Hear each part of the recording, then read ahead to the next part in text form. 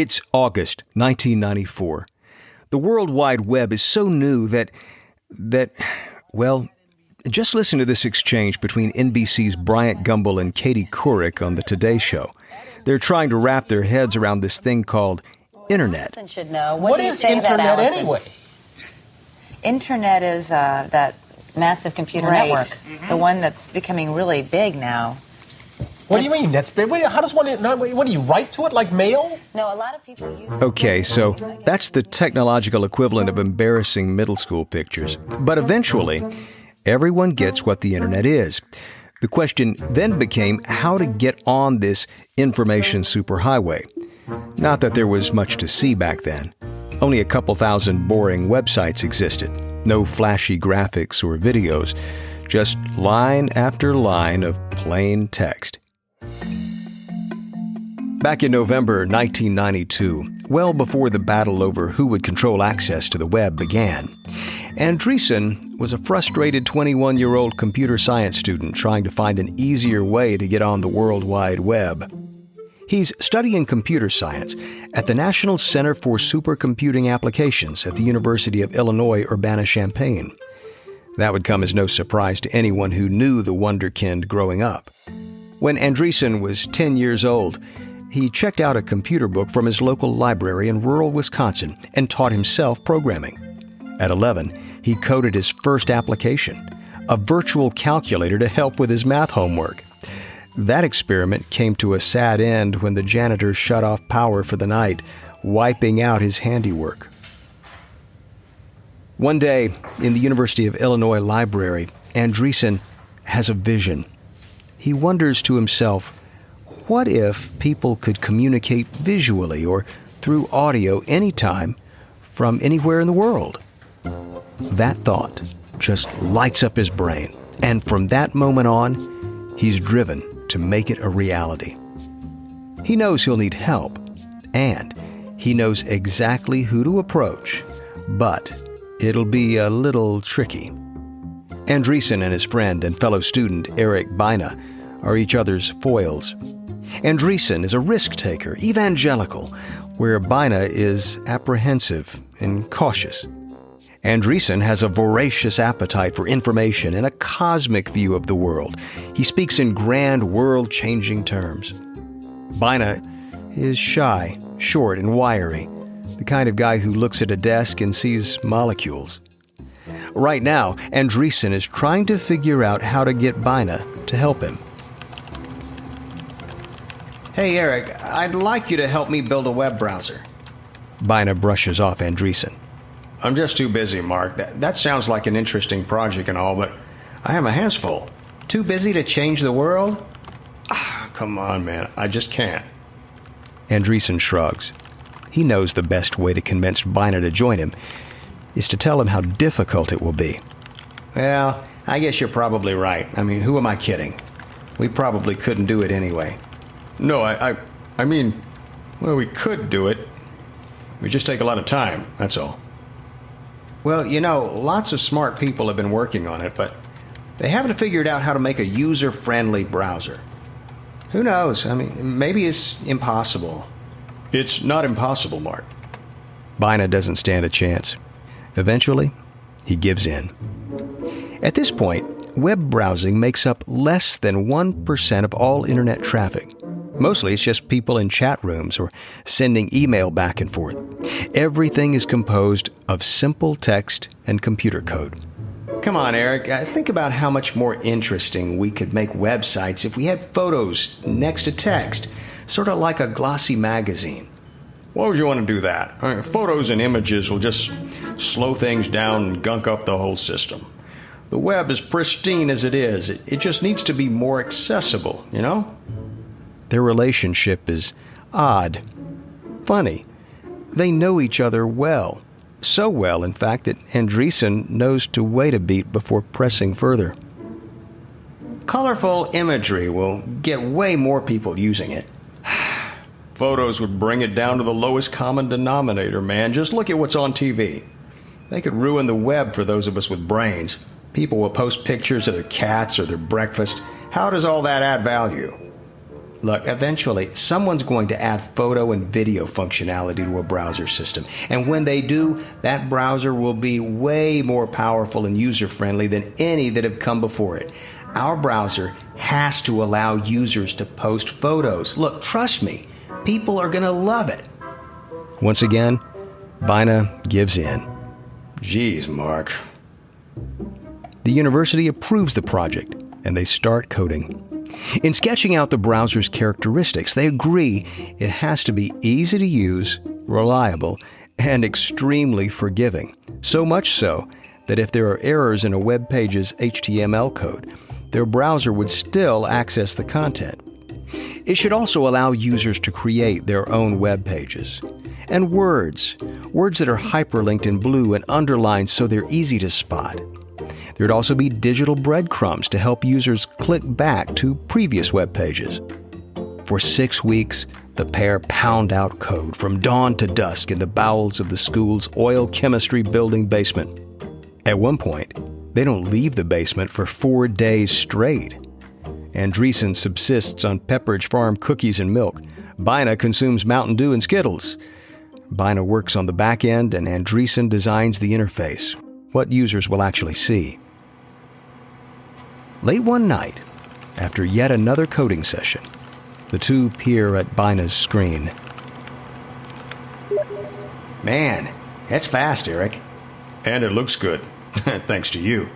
I think it's ready. I think you're right. There's just one question. What do we call it? Well, the browser is supposed to make connecting to the internet easier, right? That brings up a few ideas. Democracy. Americans love democracy, right? Or we could emphasize the smoothness of using it. Or maybe a name that highlights the connection aspect. Link up.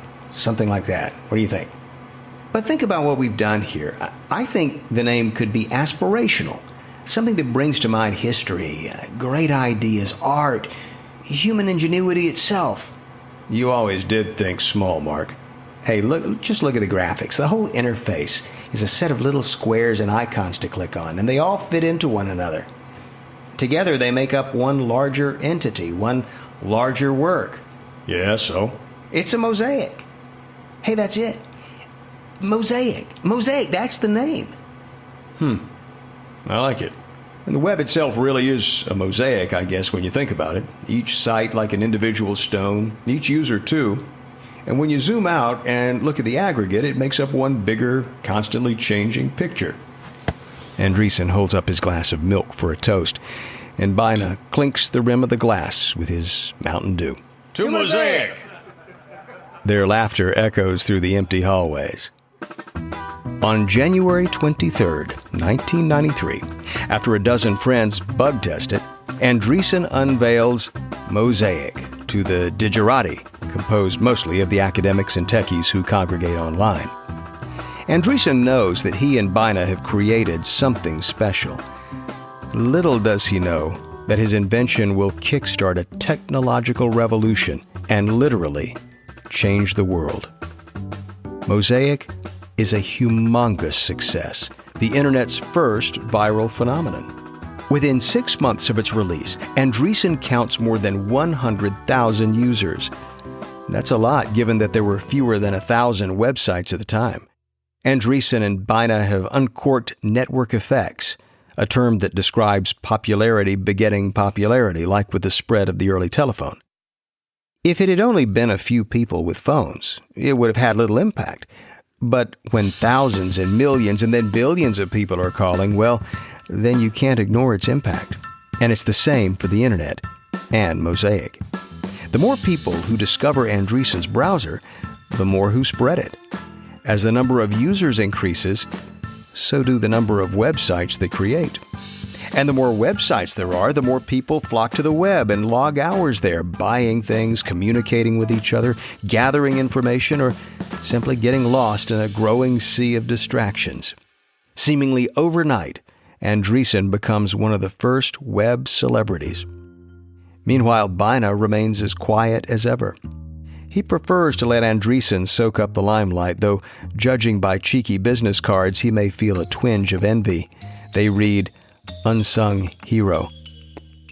Andreessen may be the internet's first superstar, but you'd never know it by the mundane life he leads. For months, he spends most of his days fielding questions from Mosaic users and troubleshooting problems.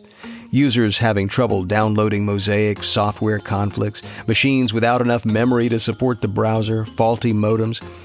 But Andreessen knows there is much, much more to be done.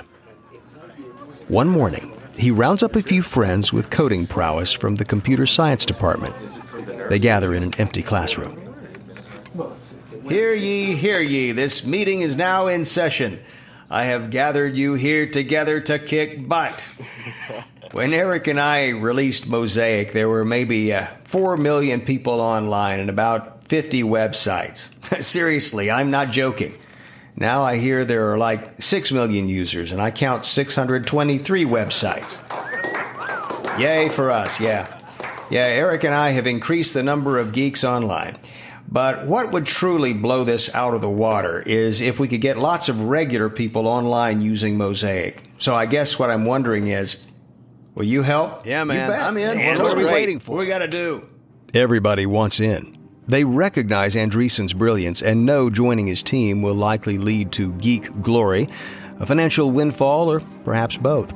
But to bring Mosaic into the mainstream, the team knows they'll log long hours, subsist on vending machine food, and get little sleep. But they're willing to do it because they believe in the cause. Several months later, over Thanksgiving week, 1994, Andreessen watches as a Mosaic team engineer flips the proverbial switch. They have just released a version of Mosaic for personal computers running Microsoft Windows, the most popular software program in the world.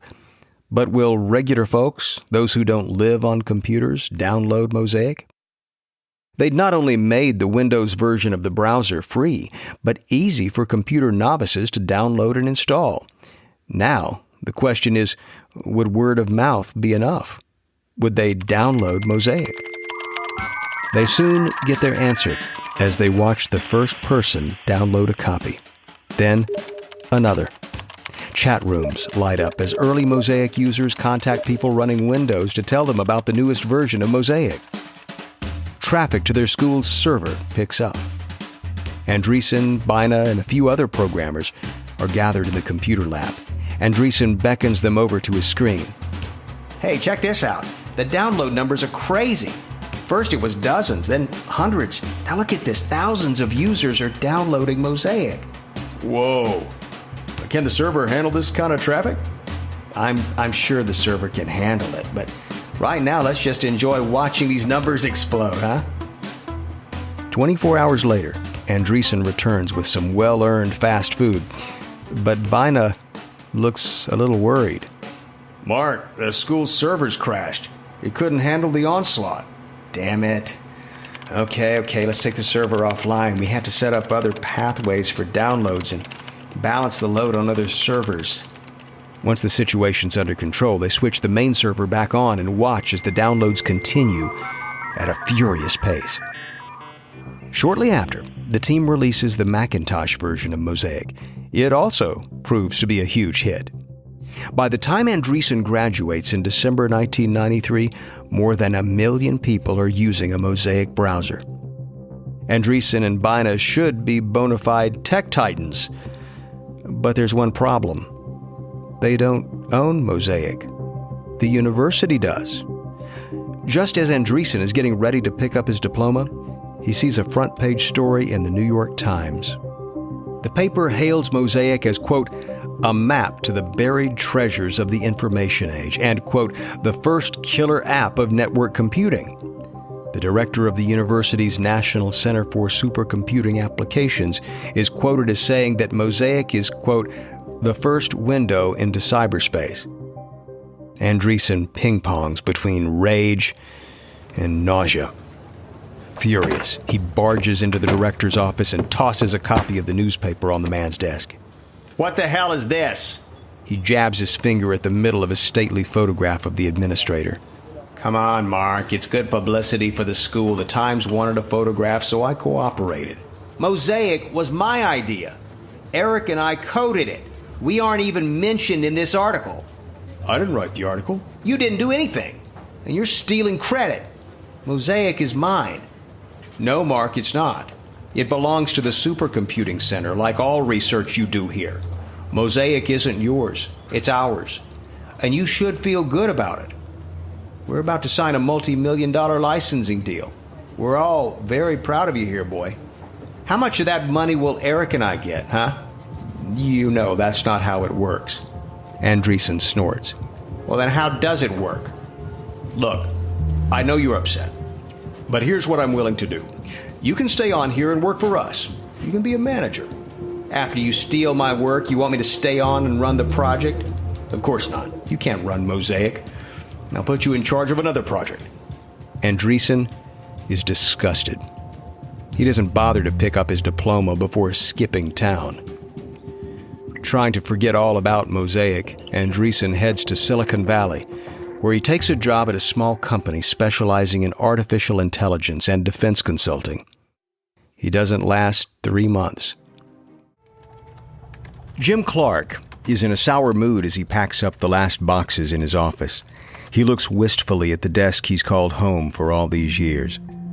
It's 1994, and Clark is a year shy of 50. He's been ousted from Silicon Graphics, the computer manufacturing company he co-founded more than a decade ago. Now, not only is he out of a job, he's been burned by his own investors who showed him the door without a fair exit package. Forget about a golden parachute. Clark feels like he's been pushed off a cliff. On his final day in office, a young SGI colleague gives him a hand and offers some parting sympathy. I'm sorry things shook out this way. I don't need pity. What I need are names of some crack young software engineers. You know any? Well, the first that comes to mind is a guy named Mark Andreessen. You know him? Clark doesn't. Preoccupied by the internal drama at SGI, he hasn't been paying attention to the ins and outs of web browsing. But people in Silicon Valley have. Andreessen's created a web browser that's moved the internet from the domain of geeks and academics into the mainstream. Here, I'll show you how to download Andreessen's web browser. It's called Mosaic. As the aide leaves, he looks back to see Clark squint at the screen, tentatively clicking around.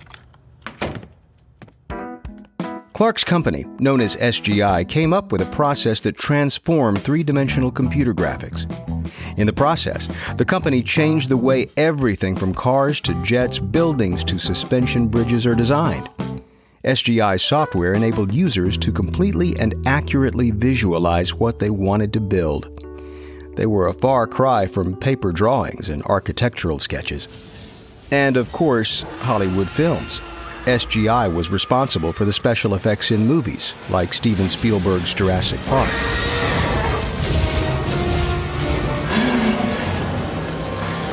Think they'll have that on the tour?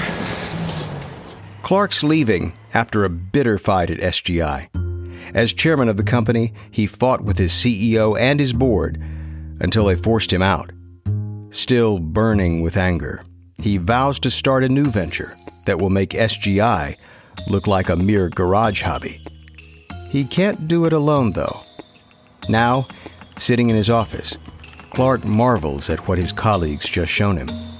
The web browser is simple and easy to use. A few minutes later, Clark finds the homepage and resume of Mark Andreessen, the browser's creator. His mind lights up with ideas. Oh, yeah. This wonderkind Andreessen, more than 2 decades his junior, will provide the ammunition he needs to strike back at SGI. Clark chuckles as he types a now famous email. Mark, you may not know me, but I'm the founder and former chairman of Silicon Graphics. As you may have read in the press lately, I'm leaving SGI. I plan to form a new company. I would like to discuss the possibility of you joining me. Jim Clark. More than a decade before Andreessen and Clark met, Clark was a computer science professor at Stanford. He was a neophyte in the ways of business. That made him easily exploitable. To get SGI off the ground, he sold stakes to venture capitalists in several rounds of financing. He saw these moves as his only choice, but it diluted his equity and control. In turn, his investors brought in a CEO and kicked Clark upstairs to chairman, a largely symbolic position. At the same time, company revenue jumped from millions to billions. When SGI went public, the stock price soared. But with the company transitioning from a scrappy startup to an established player, and Clark butting heads with SGI's executive team, investors booted Clark out the door. He leaves with a $15 million exit package, a fraction of what many of the other executives are worth. January 1994. Andreessen restlessly drums his fingers on his kitchen table as he opens his email. Wait, what's this? An email from Jim Clark, the Jim Clark of SGI? Clark wants to work together? Andreessen is stunned. He knows how important Jim Clark is. In college, Andreessen whiled away many happy hours on SGI machines. He responds immediately. The next morning, they meet for breakfast in Palo Alto to plot their future, except they have no idea what to do. Andreessen is bleary-eyed and a bit rumpled-looking. Doesn't matter. All Clark knows is whatever it is, he wants to do it with this brilliant 22-year-old programmer. I'm impressed with Mosaic. The beauty of it is that it's made the web accessible to people by keeping things simple. That means a lot, Jim. No wonder the University of Illinois wanted bragging rights. And they're licensing Mosaic, making millions off it. It doesn't seem right that you don't get a dime. If it were me, I'd want to stick it to them. Andreessen nods. You must feel the same way, but I just want to be done with Mosaic. I'm trying to think ahead. Yeah, we both got to move on to the next big thing. And the one thing I'm certain of is that the internet is going to grow like crazy. If we can get in at the ground level of some internet business, something cheap and simple but necessary, I think we'll have ourselves a very healthy business. This is a vision they both share. The question is, what is that internet business? They spend months at Clark's palatial home in Silicon Valley, sipping wine and tossing out ideas for possible ventures. But Clark grows tired of talking. He wants action. One night, in March 1994, over dinner and a second bottle of Burgundy at Clark's mansion, Andreessen has a change of heart. You know what? Screw it, Jim. The University of Illinois is making a killing off my idea. I came up with Mosaic, and I coded it with my friends, and it's my work. That should be my business. Clark smiles. He likes where this is heading. Let's create a Mosaic killer. All we need to do is release a better version of the browser and let it take over. You think you can do that? You think you can outcode yourself? By now, he knows Andreessen well enough to know that he can't resist a challenge like that. Of course. And I'm sure I can line up the original Mosaic team to come on board. Clark pours him another glass of Burgundy and smiles. Andreessen has taken the bait. Well, Mark, what are you waiting for? In the months since Andreessen left for sunny California, life for his friends back in Illinois has become downright gloomy. They've taken to calling management at the University of Illinois Supercomputing Center the Politburo. The students frequently get called to interminable meetings with 40 people, and every one seems to outrank them. Andreessen emails his former comrades in code, telling them to pack their bags because he and Jim Clark, yes, the Jim Clark, are teaming up. Hey, look at this. It's from Mark. He's got a new project. Sounds like there's real money behind it. Really? Well, I'm in. Time to get the hell out of here. The invitation electrifies them. They're beyond ready to leave the university gulag. The team of university champion coders reassemble in Silicon Valley, and Clark incorporates Mosaic Communications in Mountain View, California. Clark antes up $3 million, about 20% of his net worth, and rents office space. The place is about as uncorporate as you can get. The programmers sit transfixed by their screens, sitting around in t-shirts and underwear and arguing about everything from politics to sports. They lose track of what day it is. In other words, it's your typical Silicon Valley startup. The programmers realize they are part of history at the dawn of a new digital age.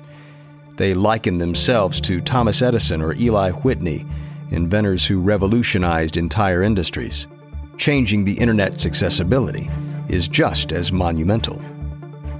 To become a mass-market product, the new browser will have to course over phone lines and into PCs with sluggish modems. Speed and economy are crucial features, since mainstream users are already saddled with slow computers and modems. The programmers use a stopwatch to clock the new browser's download and browsing speed against Mosaic's. Ready, set, go! And stop. Do we beat our time? Yeah, it's 10 times faster than Mosaic. Andreessen is anointed Vice President of Thinking Up Stuff and practically never leaves headquarters. He leads by example, urging his engineers to press on. Summer seeps into fall, and the company continues to expand not only its personnel, but the number of products it will offer. Server and security software, an e-commerce application, and of course, the browser, which is the linchpin. Product manager Greg Sands is the one who comes up with the name of the new company, Netscape Communications Corporation. And the browser? It will be known as the Navigator. Fall 1994, Mountain View, California. The big debate in an early board meeting is over pricing. The head of marketing is from Apple, a company with a traditional business model. Charge premium prices if you can get away with it. Netscape Navigator is so much better than any browser that has come before it by a long shot. People will be willing to pay for it to get online. We have something nobody else does. I say we charge $99 a pop. Andreessen's not having it. That might work for Apple, but it won't work for us. We're not selling anything physical.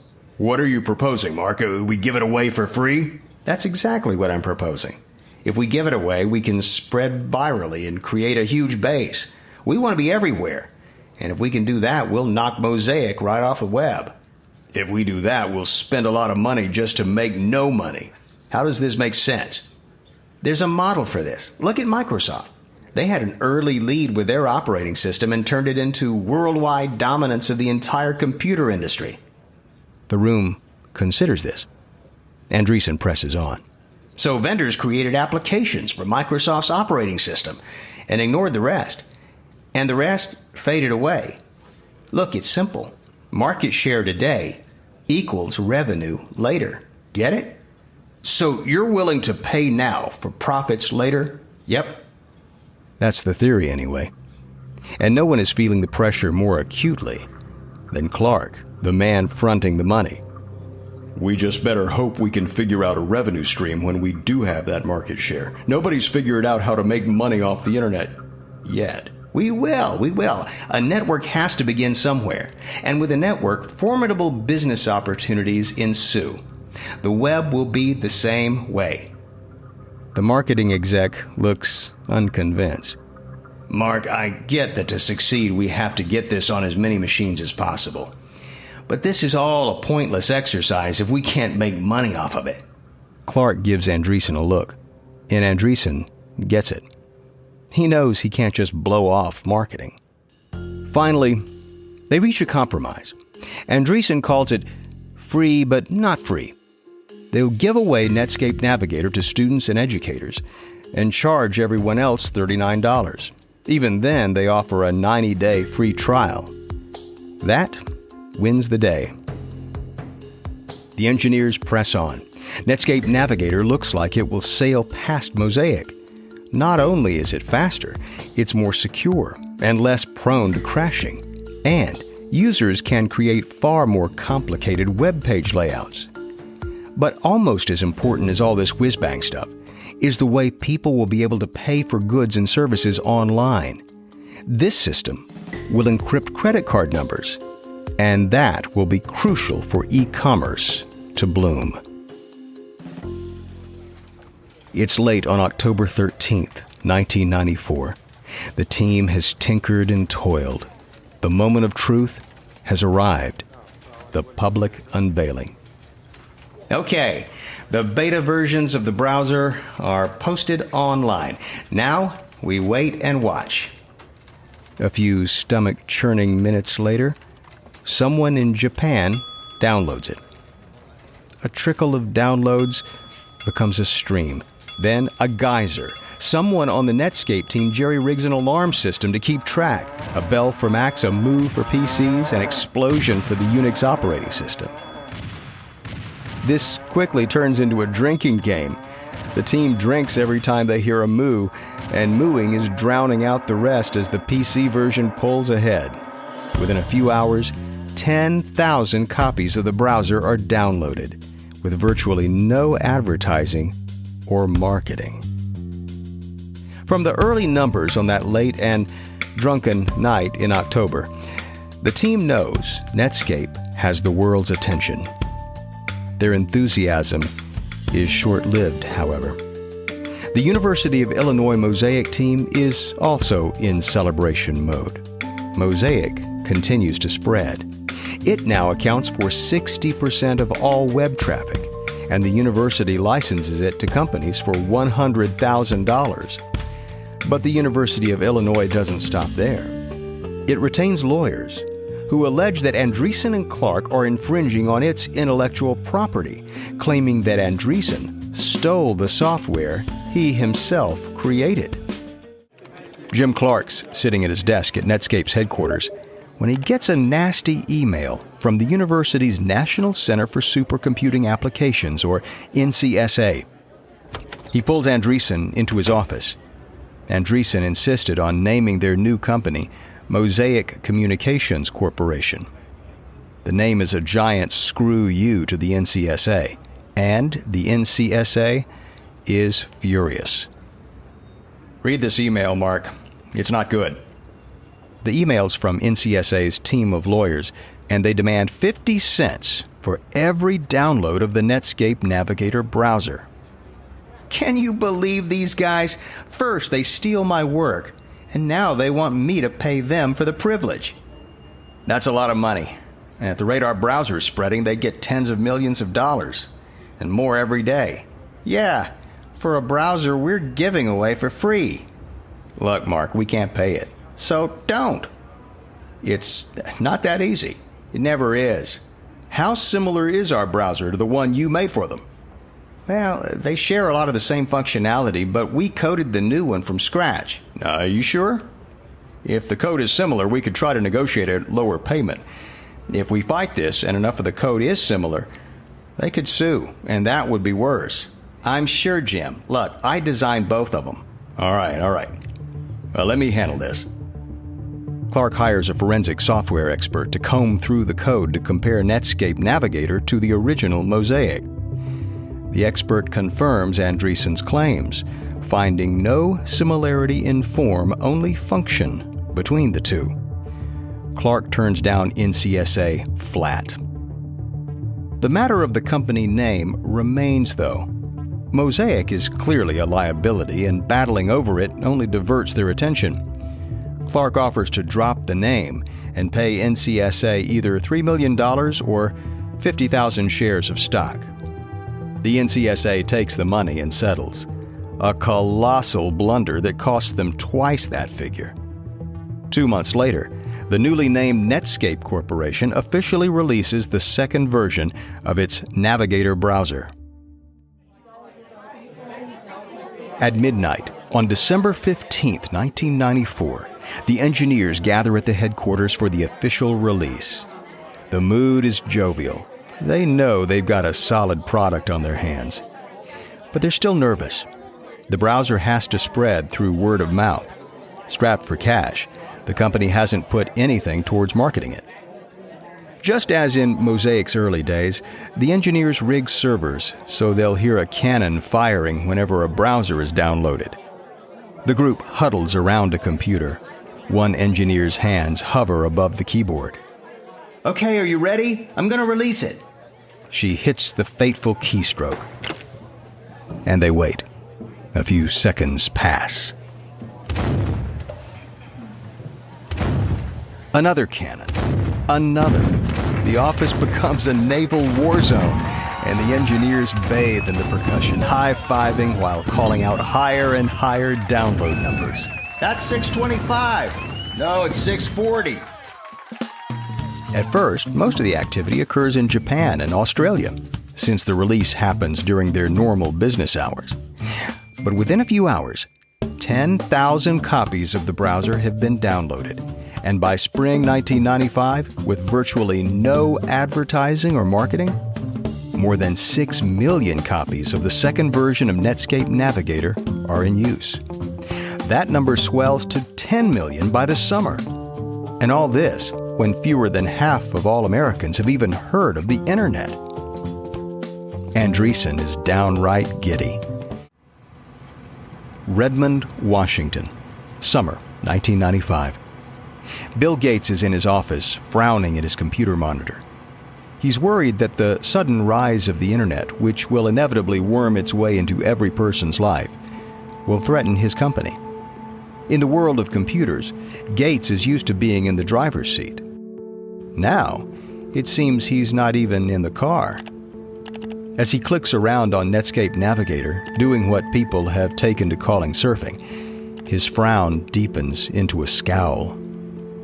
Gates hates to admit it, but the Netscape browser is an elegant piece of software. Fast, stable, and worst of all, free. And after 10 hours of browsing the Internet, he has not come across a single Microsoft file. Not one Microsoft Word document or Excel spreadsheet.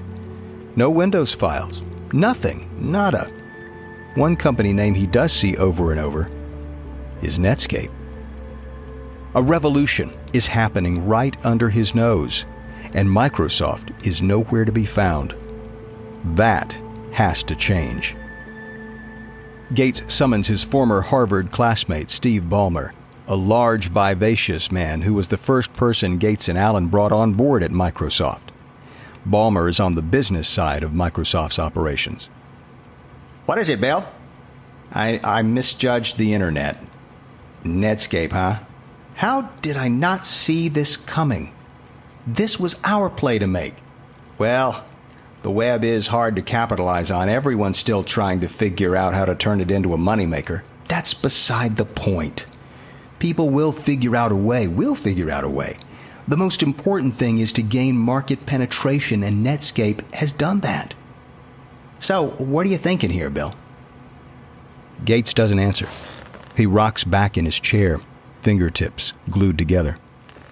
Ballmer knows when his boss is lost in thought and leaves him in silence. The next day, Gates drafts a now famous memo that he'll send to the entire company.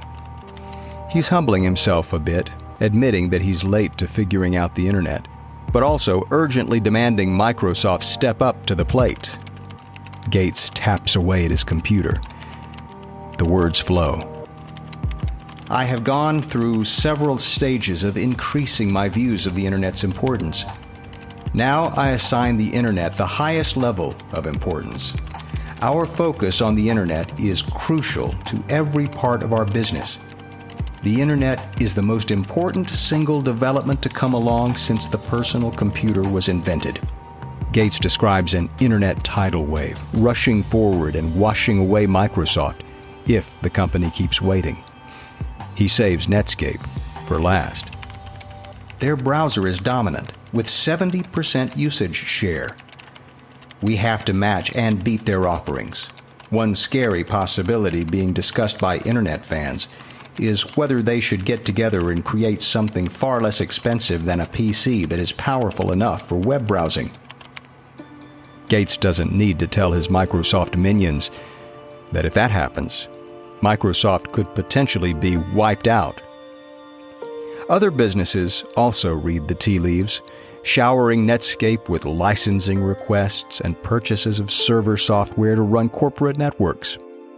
By March 1995, the company generates $7 million in revenue.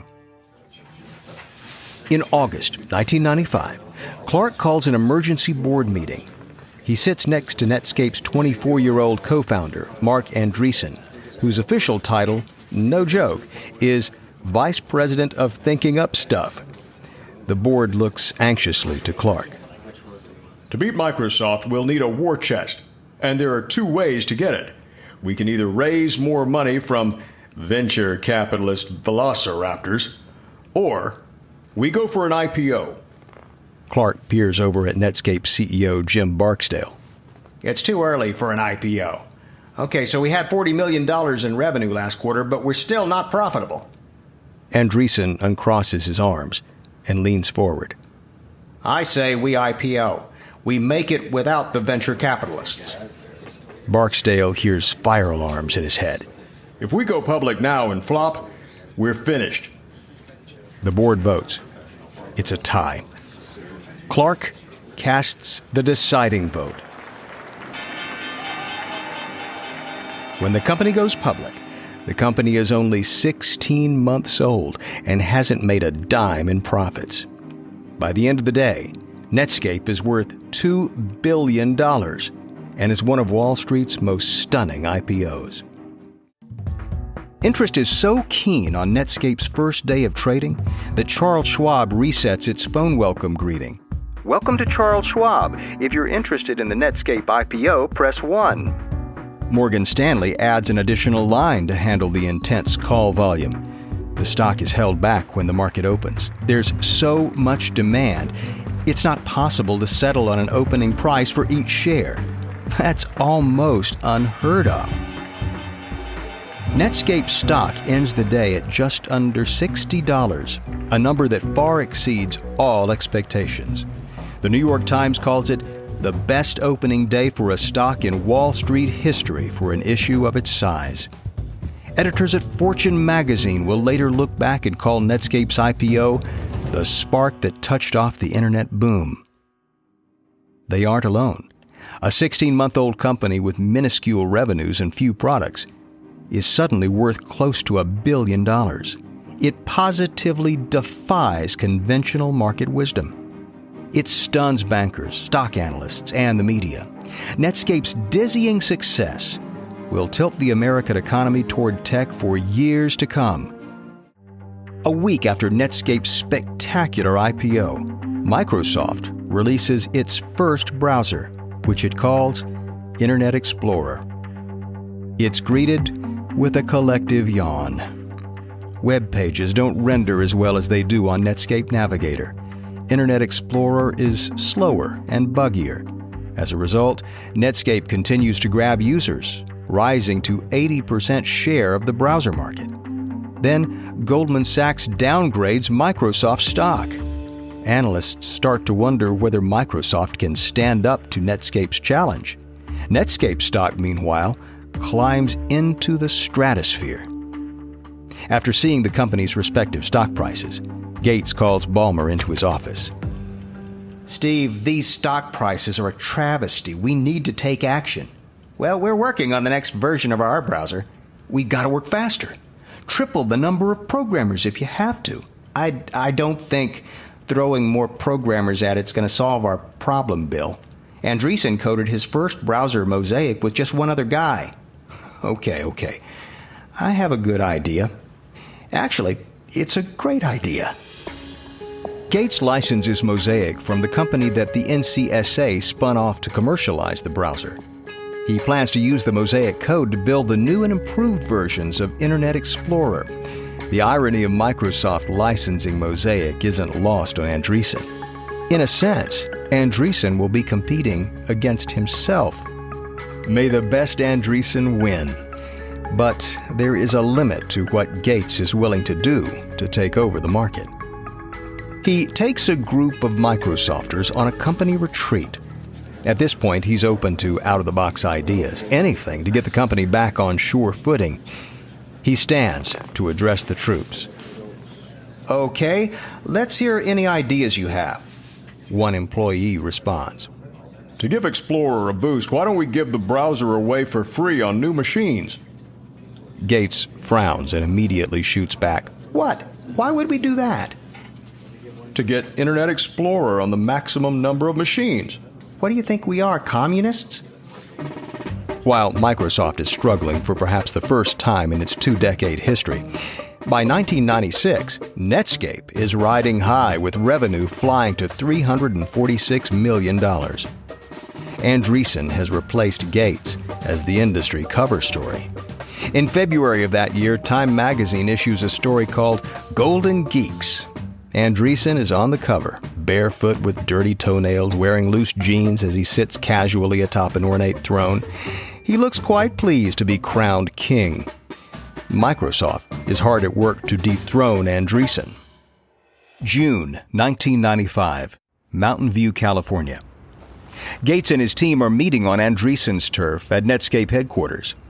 Andreessen is flanked by two other Netscape executives, Jim Clark and Jim Barksdale. With sunlight flooding the room through the windows, there's a high noon quality about the drama about to unfold. Neither side trusts or likes the other. Netscape chairman Jim Clark is highly suspicious of Microsoft's motives. What do you want, guys? Gates leans his elbows on the table.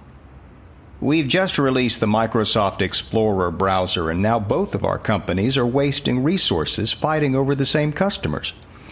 But we have a solution. A business relationship.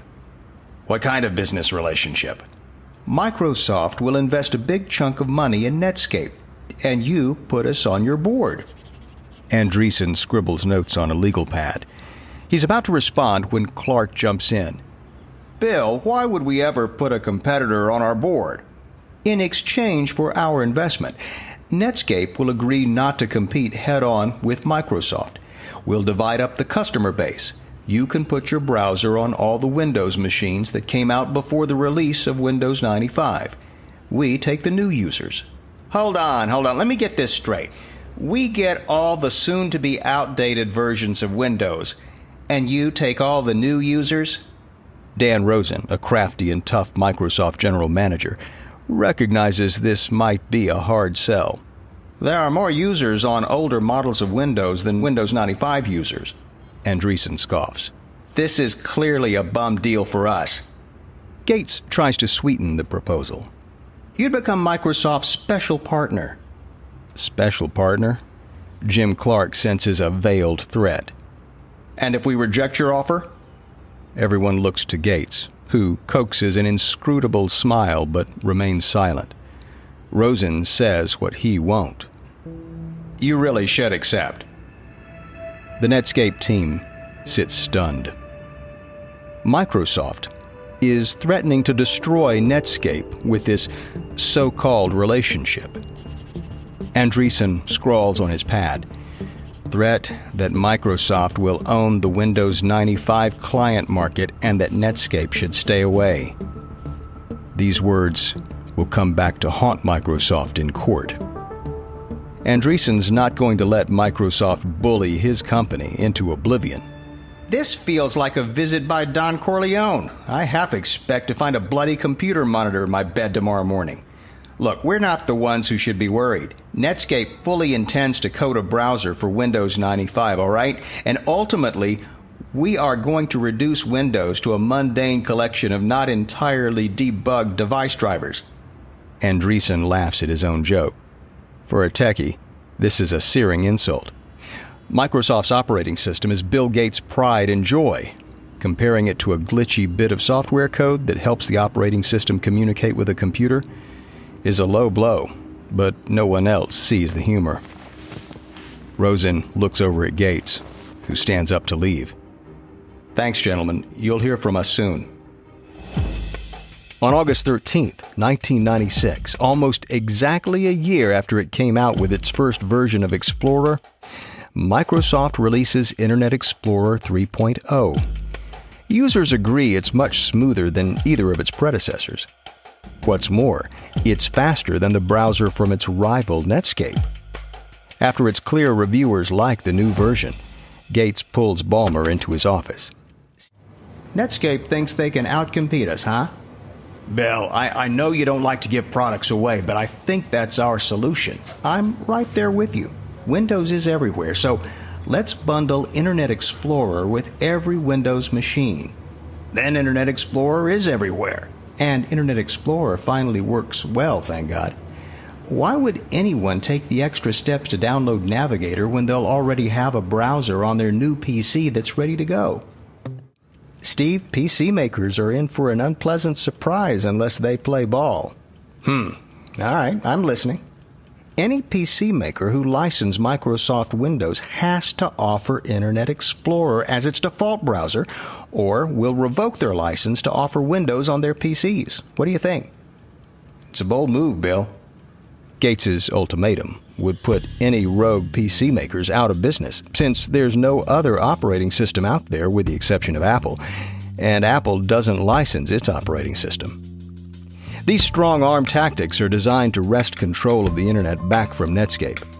Gates has a virtual monopoly on personal computing operating systems, and now he plans to use that monopoly to choke off Netscape's access to users. Gates has another ploy, too. Microsoft makes simultaneous overtures toward commercial online services. They hope to convince the largest ones, America Online, CompuServe, and AT&T WorldNet, to replace Netscape Navigator with Internet Explorer. 6 months after his clash at Netscape headquarters, Gates sits down with an AOL executive. He wants AOL to adopt Internet Explorer as its featured browser. In a meeting with David C. Cole, president of AOL's Internet Services Company, Gates skips any subtlety. How much do we need to pay you to screw Netscape? Come on, Bill. AOL's not in business to screw anybody. Sorry, I misspoke. That's okay. This is your lucky day. So what will it take? Lured by Microsoft's power, AOL agrees to bake Internet Explorer into its own desktop software that all its customers use to get online. In exchange for AOL making Internet Explorer its default browser, Microsoft gives AOL primo placement on Windows, an exchange that's worth at least $1 billion to AOL. Gates announces that Microsoft will give away Internet Explorer 3.0. The aggressive tactics pay off. After the announcement, Netscape Navigator steadily loses market share to Internet Explorer. Investors see the near monopoly that Microsoft is creating and start to feel skittish about Netscape. In October of 1997, 10 months after Microsoft's declaration of war, Gates fires another salvo into the battlefield with Internet Explorer 4.0.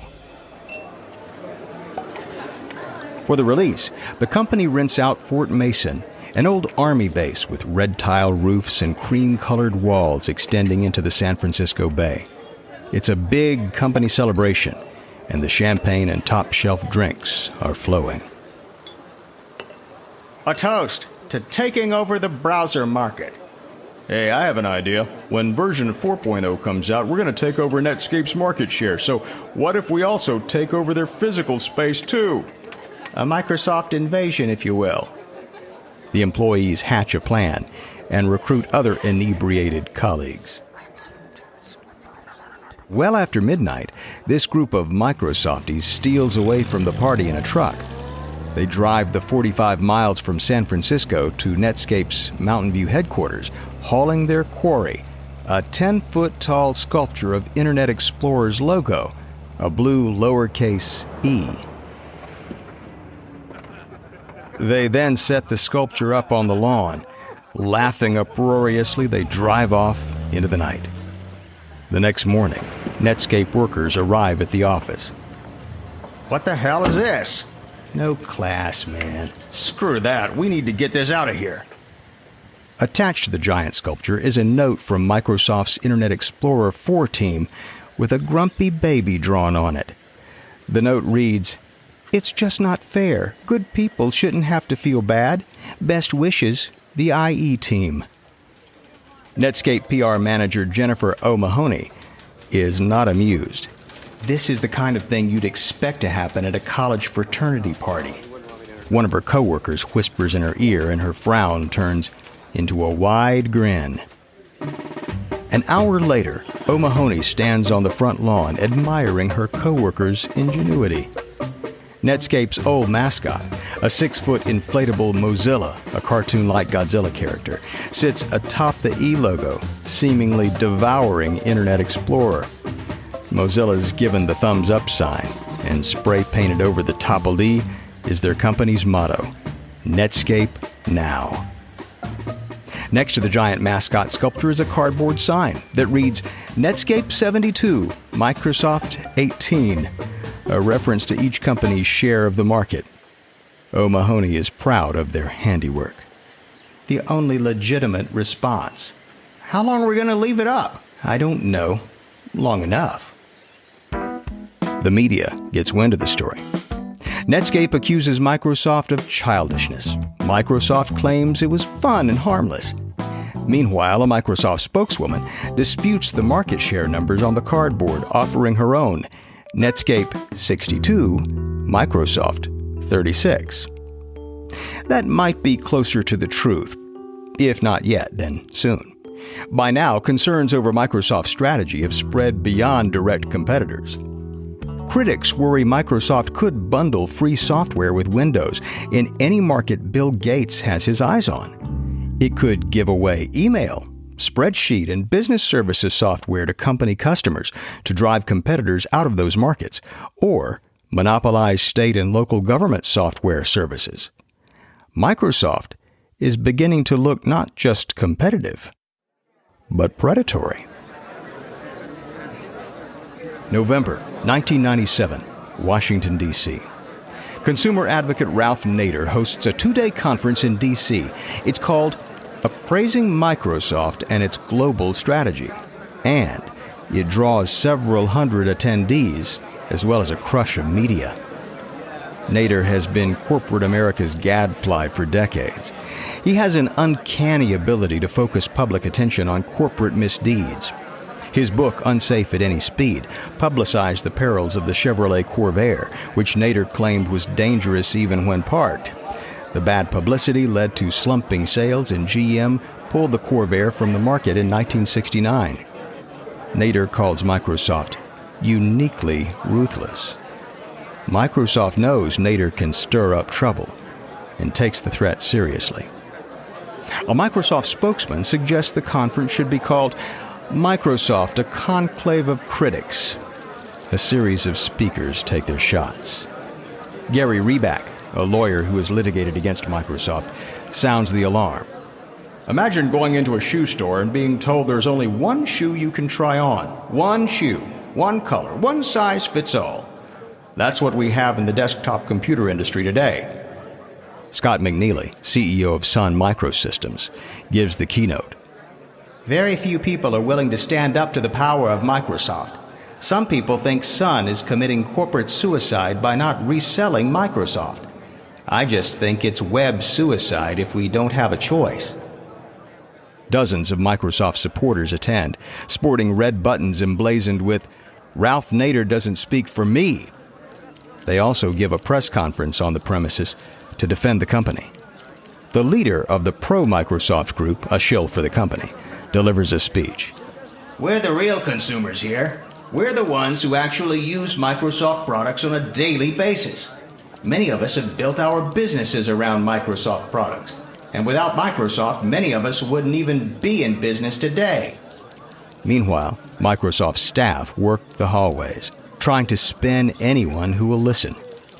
Heated arguments between the two camps break out in the corridors. It hints at the storm clouds gathering for Gates' company.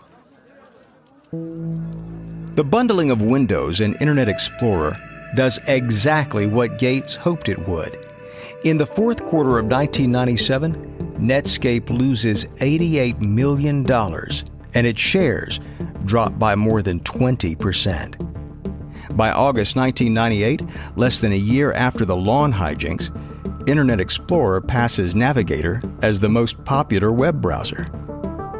Back at Netscape, a feeling of doom and gloom takes over. Every time they're close to striking a deal, Microsoft swoops in and lords money over them by buying the loyalty of entities like AOL. Mark Andreessen drops in on one of his trusted Netscape programmers, Alex Tatic. Tatik was a student with Andreessen at the University of Illinois and coded the Mac version of Mosaic. His love of all things Apple earned him the nickname Mac Daddy. Andreessen is perplexed by Microsoft's approach. Microsoft isn't even giving away its browser. They're paying companies millions to use Explorer. That AOL deal was a killer. AOL is like a third of all internet traffic. Exactly my point. Then Microsoft waltzes in and offers AOL a place on the Windows desktop, and that's worth $1 billion to AOL. But our browser is still better. Maybe we've seen the worst. I wish. I just came from Apple. Oh no. Tatik looks at Andreessen, worry in his eyes. Oh yes, Mr. Apple guy. Apple's going to ship Internet Explorer with the Mac. How much? Microsoft bribed them with a $100 million investment. Mark, what are we going to do? For one of the only times in his life, Andreessen has nothing to say. As Netscape sinks, so do its revenues. The company loses $132 million in 1997. Shortly after, in January 1998, Netscape lays off 400 employees, about an eighth of its workforce. The end seems nigh. A lifeline comes in the form of one of its betrayers, AOL, which in November 1998 buys Netscape in a stock deal that will eventually be worth $10 billion by the time the deal closes. It nets Mark Andreessen a cool $100 million to salve his wounds. Industry watchers expect the purchase to staunch the bleeding. AOL will push its 15 million users onto Netscape, and the browser will stabilize. Instead, that browser migration never materializes. People just keep using Internet Explorer, which continues to sit on the desktops of all Windows users. Apple also favors Internet Explorer. Netscape is out of sight and out of mind and continues to falter and fade. The company that launched the dot-com boom and soon after was worth a cool $1 billion is now on life support. May 18, 1998, the Department of Justice, Washington, D.C. Janet Reno walks calmly on stage. The room is packed with reporters. Reno's 5 years into her position as the nation's first female attorney general and projects a humorless, I mean business, air. She's wearing large glasses that rest halfway down her cheeks, a cream-colored skirt suit adorned with pearls, and has a short, boyish haircut. She stands in front of a blue curtain backdrop at a brown podium and speaks in a near monotone. The Justice Department has charged Microsoft with engaging in anti-competitive and exclusionary practices designed to maintain its monopoly in personal computer operating systems and attempting to extend that monopoly to Internet browser software. The department alleges in its complaint that Microsoft has engaged in a series of anti-competitive practices. The government is going to war with one of the nation's leading technology firms and one of its most cutting-edge businesses. By the late 90s, Microsoft has gotten the Windows operating system onto 90% of the nation's personal computers, a monopoly Reno plans to disband. Microsoft's actions have stifled competition in the operating system and browser markets, but most importantly, it has restricted the choices available for consumers in America and around the world. Meanwhile, across the country in Washington state, Microsoft chairman Bill Gates holds his own press conference. His nerdy appearance, the famous round lenses, the boxy, oversized suit jacket, barely soften his ruthlessness. He's not about to apologize for Microsoft's actions. Instead, he's celebrating them. 23 years ago, Paul Allen and I started Microsoft on the principle that technology could dramatically improve people's lives. Since then, Microsoft has been hard at work making computers more affordable, easier to use, and accessible to millions of people.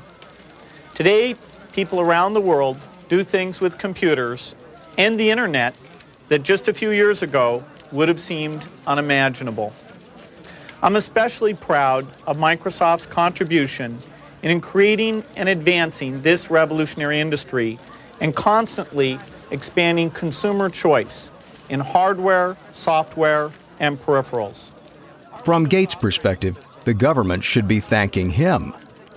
Gates is incensed by the government's demand that Microsoft include Netscape's browser in every copy of Windows sold. Forcing Microsoft to include Netscape's competing software in our operating system is like requiring Coca-Cola to include 3 cans of Pepsi in every 6-pack it sells. After Janet Reno's Justice Department files suit against Microsoft in May 1998, the case winds its way through the courts until it lands before the silver-haired judge Thomas Penfield Jackson, a brawny Reagan appointee. Known for his combative streak as well as for chewing ice cubes on the bench, Judge Jackson first becomes famous for sending Washington, D.C.'s corrupt, albeit popular mayor Marion Barry to jail in 1991 on cocaine charges. In December 1997, Jackson issues an injunction that requires Microsoft to allow computer manufacturers to offer Windows without Internet Explorer included. This infuriates Bill Gates, who shares his feelings with his trusted lieutenant, Steve Ballmer. This is wrong. How can that judge expect us not to sell our browser with our operating system? They want us to decouple Explorer from Windows, but what if we show them that that's impossible? Oh, that's good. Yes, the reason it's bundled is because it has to be bundled. Yeah, if we remove Explorer, it will damage Windows functionality. Microsoft files a brief claiming as much, that removing Internet Explorer from Windows is impossible. It would create an operating system that is degraded, deficient, and dysfunctional. But the jig is up as soon as Judge Jackson tests Microsoft's assertion. Judge Jackson sits at his computer in his chambers and calls his clerk over. I don't know much about computers. Heck, I write all my legal opinions longhand. Is it really that hard to remove this Explorer browser? I don't believe so, sir. Let's find out. The judge checks his watch as the clerk leans over and types in a few commands. A few click strokes later, the Explorer 3 icon disappears from the judge's desktop. It's disabled, Your Honor. Well, that didn't take long at all. Does the computer still work? The clerk closes and opens several programs. Everything works as it should. Well, I'll be. The next day in court, Judge Penfield Jackson addresses Microsoft's attorneys. So, you say you can't remove Internet Explorer, eh? Well, my clerk is no computer scientist, but he was able to do in 90 seconds what Microsoft claims their legions of programmers cannot do. Windows 95 functioned flawlessly with the web browser removed. It's an embarrassing moment for Microsoft. Despite the ongoing litigation, which brings with it keener governmental attention, Gates proposes a workaround, which he shares with his executive team. So they want us to unbundle, huh? We'll unbundle. Take Internet Explorer off Windows 95, but not off our newest release of Windows. Just 95, Bill? Yes, just 95. Then there will be an unbundled version and a bundled version, and consumers can choose the one they prefer. With the unbundled version running on an outdated operating system, no computer manufacturer wants to use it. Government lawyers see through Microsoft's tricks and ask Jackson to fine Microsoft $1 million a day for violating his order. Judge Jackson issues a contempt citation, which Microsoft appeals. Meanwhile, state attorneys have been watching this suit too. 20 state attorneys general and the District of Columbia jump aboard the anti-competitive litigation train and file a collective suit. Their main evidence? The notes that Andreessen took during the meeting with Microsoft at Netscape headquarters in June 1995. Back then, Microsoft tried to bring Netscape under its command, but Netscape wasn't buying it. In Andreessen's notes, he compared Microsoft's aggressive behavior and threatening offer to being visited by the Godfather. Now, the lawsuits are charging that Microsoft forces PC makers to install Internet Explorer and display that browser whenever PC owners boot up their computers. And they argue that Microsoft strong-arms the largest Internet service providers to partner with them. As a result of the suits, the Justice Department seeks an injunction to require Microsoft to include Netscape's browser in its Windows packages. The idea, Attorney General Reno says, is to let consumers have a real choice. Department of Justice attorneys know they'll need to bring in a hired gun to run their antitrust case, and so the department dispatches one of its own, Acting Assistant District Attorney Douglas Malamed, to sit down with David Boies, one of the top trial lawyers in the United States. The National Law Journal calls Boies the Michael Jordan of the courtroom. He has a reputation for the ability to recall vast amounts of information, then parcel it out in an easy-to-understand fashion for judges and juries. Malamed starts by stroking the big-time trial lawyer's ego. David, you clearly know your way around antitrust law. After all, you successfully defended IBM. You think we have a winnable case here? I've seen the trials from these past couple of years, and it looks to me like Microsoft is misplaying their hand. Even when they've won in court, they've come off looking shifty. Does that matter? Technical aspects won't win or lose this case. A trial is essentially a morality play. You've got to have a narrative. Microsoft keeps acting in a way that seems slimy. You know, if you undermine their credibility, you win. I think we need your help, David. Would you come on board? Why not? I'm always looking for a challenge. Not only has a star antitrust lawyer joined the government's side, there's more bad news for Microsoft. The judge assigned to the case is none other than Judge Thomas Penfield Jackson, the man who ruled against Microsoft just a year ago. November 1998, Washington, D.C. Microsoft CEO Bill Gates looks ill at ease. He's on screen, sitting in a leather office chair. Spectators, reporters, government lawyers, and his own legal team have packed the courthouse to watch him on video. Every bench space is taken. In the tape, Gates adjusts his orange-brown tie nervously. He's about to face 3 days of questioning. A tape deposition led by a legal mastermind from the private sector who's joined the government's team. The video is being replayed at trial as evidence. Anything he says on the tape can and will be used against him and Microsoft. Prosecutor David Boies isn't going easy on him. Gates rocks back and forth in his chair and takes long pauses before responding, sometimes getting surly. And that plays right into Boies' strategy. What's the question? Is it, you asking me about when I wrote this email, or what are you asking me about? I'm asking you about January of 1996. That month. Yes, sir. And what about it? What non-Microsoft browsers were you concerned about in January of 1996? I don't know. What do you mean concerned? What is it about the word concerned that you don't understand? The audience emits a chuckle, and even Judge Thomas Penfield Jackson, known for being a tough guy, can't help but laugh. He's got a bit more leeway to roll his eyes as Gates quibbles because there's no jury present. Gates sounds like someone trying to cover up the truth by splitting hairs. Boies calmly but insistently bores into it with him, not moving on until they've beaten the point right into the ground.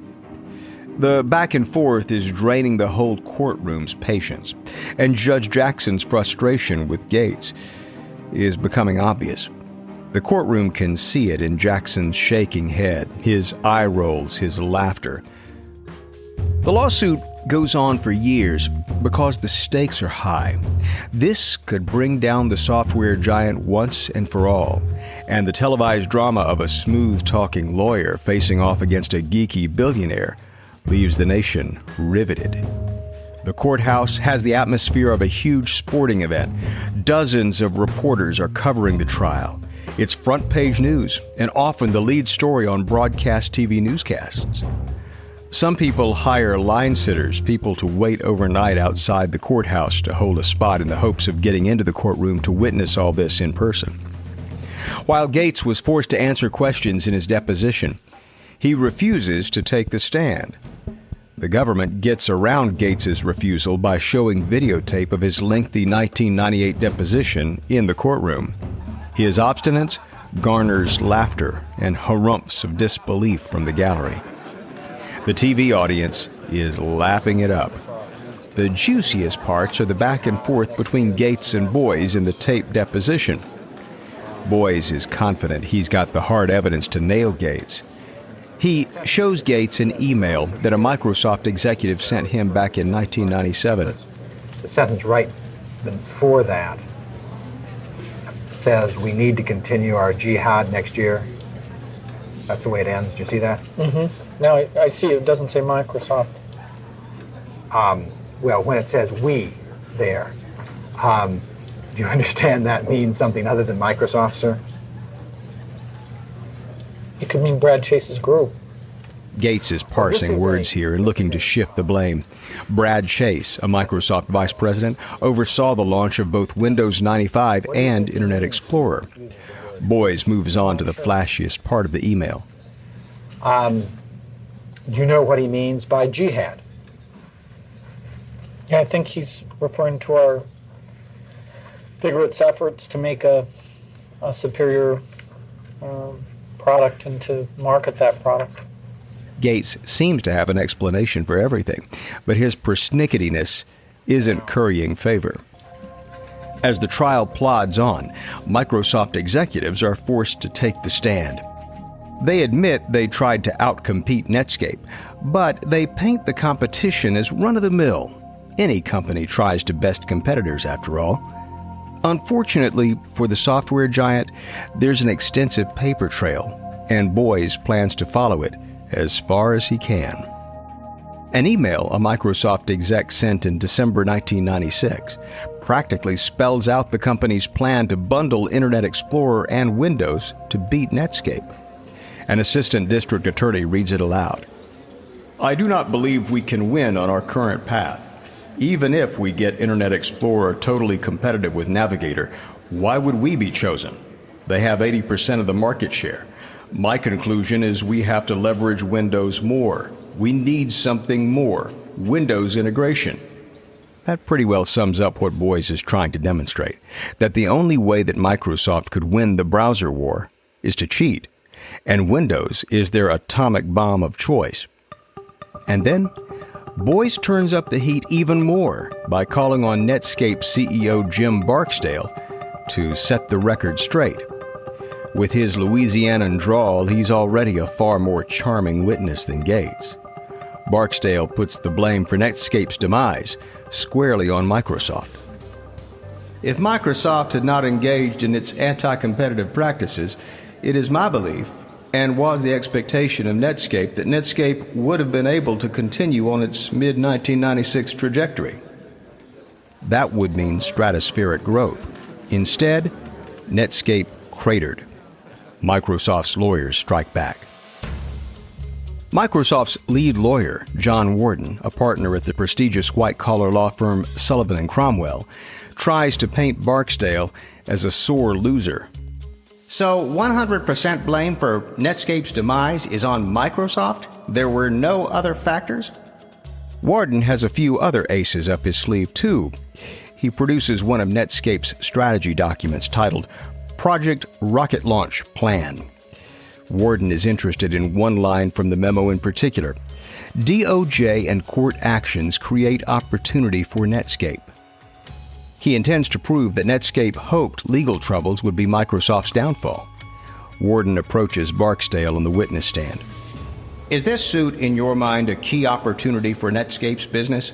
Not a key one, but this suit is a way of protecting an opportunity to keep the playing field open for Internet software. Barksdale is more forthright and at ease on the stand than Gates was in his deposition. He's a press darling, and Gates is the villain. The press gets surprisingly good access in the trial.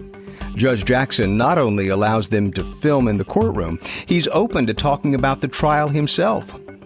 To give insight into his decision-making process, Jackson grants a series of interviews to The New Yorker and The New York Times throughout the proceedings. Journalists come to speak with the judge in his chambers in between court sessions, getting updates on his views of the various players. The New Yorker's influential media reporter, Ken Auletta, has his tape recorder out and sits on the edge of his seat. Once-in-a-lifetime trials with huge stakes don't come around very often, and Auletta is a constant presence in the courtroom. Across from him, Judge Jackson relaxes back into his reflective mode. It's important in this case that the public understand how the judge's mind was made up so that when I make my decision in the end, they know where it came from. Auletta nods. He knows he's getting good material for his story. These materials aren't yet public. Can you hold them off the record until the final decision is made? Of course. On November 5th, 1999, a year and a half after the government filed suit, Judge Jackson issues his findings. Microsoft's dominance in the personal computer operating systems market does constitute a monopoly. He says Microsoft acted to crush any threats to that monopoly. Jackson reads aloud his decision.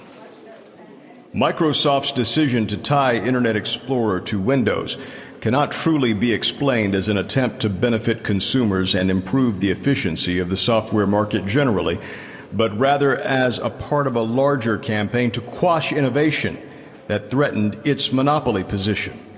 Microsoft placed an oppressive thumb on the scale of competitive fortune, thereby effectively guaranteeing its continued dominance.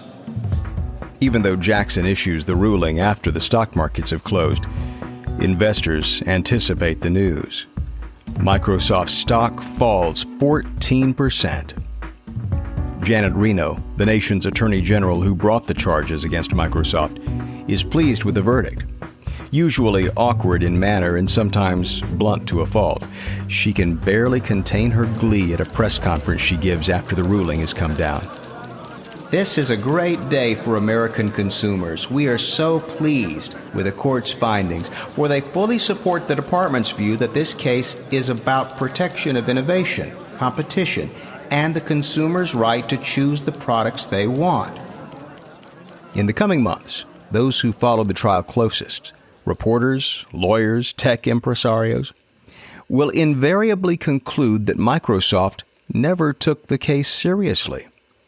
They did not settle outside of court early when they had the chance, nor did they prepare Gates for his deposition.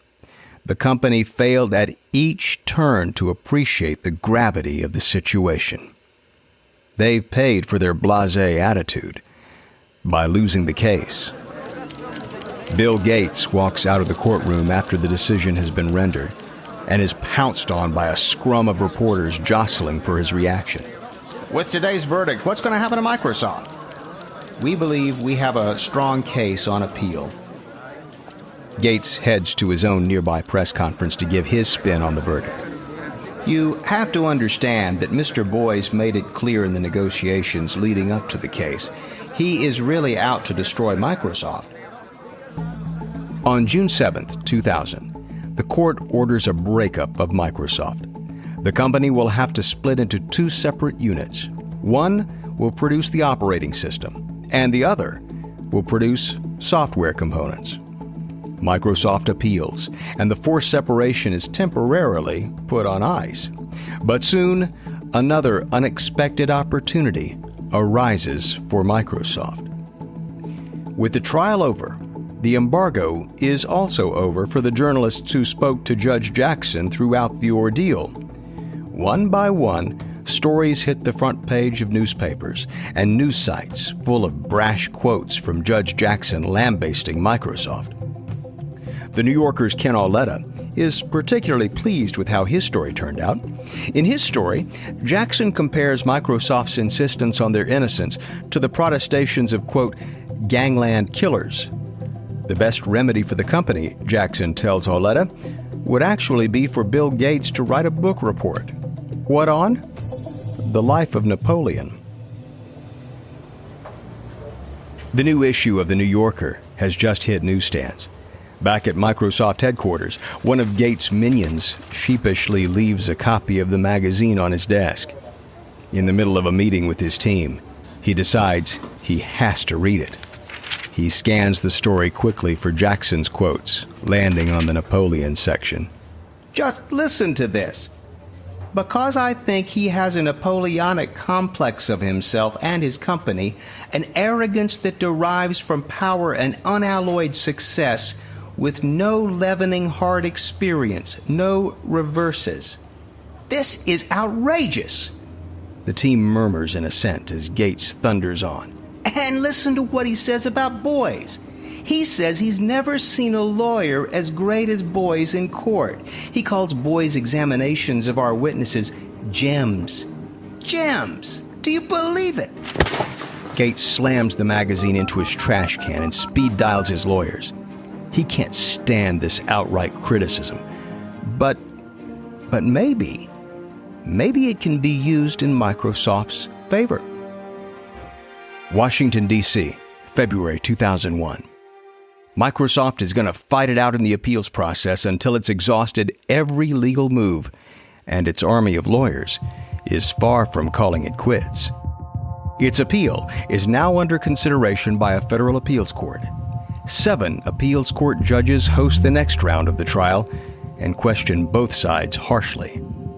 But most ominous of all for the government's case is this. The appeals court judges do not like seeing Jackson's jabbering throughout the trial. Judge David Tatel states it plainly. I don't see how you can get around the fact that the words he chose did convey to the average person bias. Most damning of all is Chief Judge Harry Edwards' assessment. There are some who would say that it violates the whole oath of office. The system would be a sham if all judges went around doing this. The public has something at stake. It's the integrity of the system. Jackson, whose courtroom is 4 floors below, is not present. He declines to comment.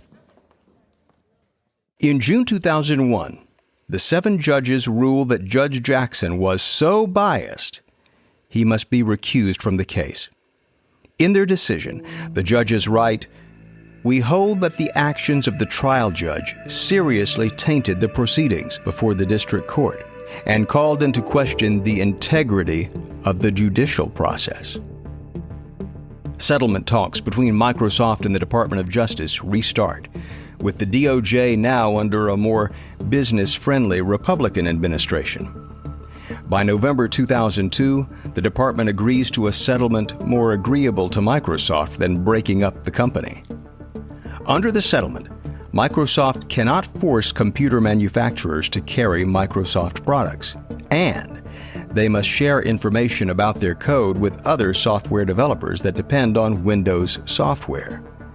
They emerge from the case with their reputation damaged, but fully functioning. So, Microsoft loses the case, but only technically. In reality, it wins. Other than millions of dollars in legal bills, Microsoft continues with business as usual. The upshot? Microsoft stays whole. When Gates takes the stand in a final appeals hearing, he pontificates on the speed at which the tech world experiences upheaval. 10 years is a very long time in the software industry. 10 years ago, Windows was just beginning to become broadly successful. 10 years before that, the PC industry barely existed. Given the constantly accelerating pace of innovation, I expect we will see more changes in the computing landscape in the next 10 years than in any prior 10-year period. He's right. Those changes are coming, and fast. Microsoft is no longer a dominant force in web browsing. Google Chrome holds those honors, with 63% of the market. But Microsoft still reigns supreme on personal computers and corporate networks. Nevertheless, a new crop of online companies has been rising up, Google and Amazon are on the move. Facebook is not far off, and Apple is the most successful of all. Still, Microsoft has never stopped chugging along, and today, it's the most valuable company in the world after surpassing Apple in November of 2018. The principals in the first browser wars go on to become major figures in Silicon Valley and American business generally. Mark Andreessen, the whiz kid with the brilliantly simple idea to make the World Wide Web a nice place to spend time, heads up a major venture capital firm. He plays kingmaker in the industry and later sits on the board of Facebook. He got his revenge on those who he believed stole Mosaic from him and remains a major player in the computer business. Jim Clark, the co-founder of Netscape with Andreessen, becomes involved in WebMD and helps to found and fund other digital ventures as well. He never has a success like he had with Netscape, but then again, successes like that don't come but once in a lifetime anyway. He too got his revenge. Eric Bina, who helped to code the original Mosaic, which kicked off the entire browser wars, never gets as sucked into the machinery of Silicon Valley as Andreessen. He now lives in Illinois with his family.